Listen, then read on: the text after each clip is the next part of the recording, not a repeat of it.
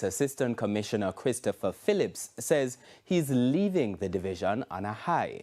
His comments follow the seizure of an illegal weapon as well as the capture of the most wanted man in St. Catherine South in the past 2 days. Krista Campbell has that story. St. Catherine North, St. Catherine South and St. Andrew North. The three toughest police divisions, ACP Christopher Phillips says he's had to police in the 1.5 years he served as commander for the Police Area 5. But even as he prepares to take up his new role as head of the Area 3 Police Division, which covers the southern parishes of Clarendon, Manchester and St. Elizabeth, he stressed that he's leaving on a high. He pointed to the seizure of at least 4 guns in 2 days in the St. Catherine South Police Division. This included an imitation gun. 3 suspicious-looking men who were wearing balaclava early in the morning.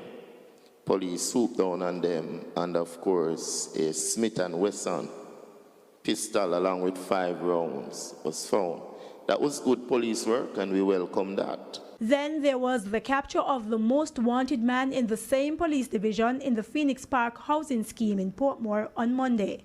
Courtney Ashley, OC Orlando Williams, OC Bloodstain, Biggs Ashley, OC Evil, OC Alien, who was wanted for murder and is a POI in multiple acts of violence, was apprehended. And what was interesting, he surrendered peacefully.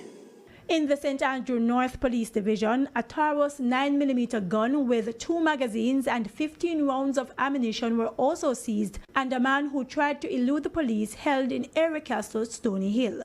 That division is seeing a 50% reduction in murders. As for the issue of contract killings and extortion, it is one of the features of gangs operating in the St. Catherine space.